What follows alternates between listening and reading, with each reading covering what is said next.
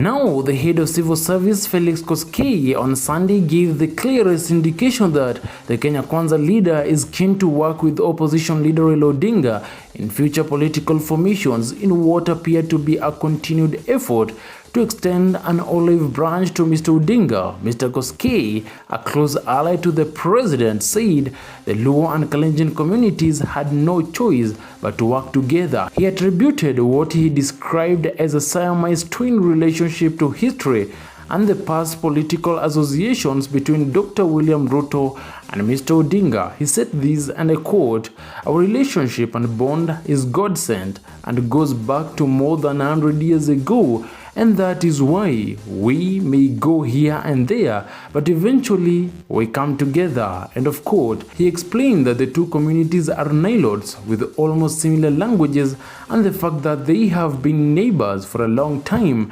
trading fish, crops and milk together only shows that they are interdependent and cannot live without each other.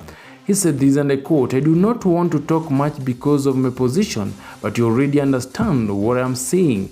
Let us be one and work together." End of quote. Mr. Koskei pointed out that he and other government officials had been instructed by President William Ruto to develop every corner of the country without discrimination and regardless of how they voted in 2021 and their political affiliation. Mr. Koskei also used the story of the legendary Luanda Magere to illustrate the relationship between the Luo and Kalenjin, although it ended in the warrior's tragic death.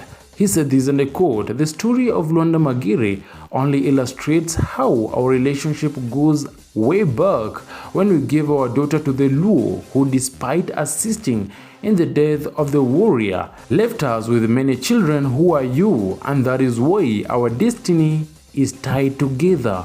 End of quote. This is Cuba News.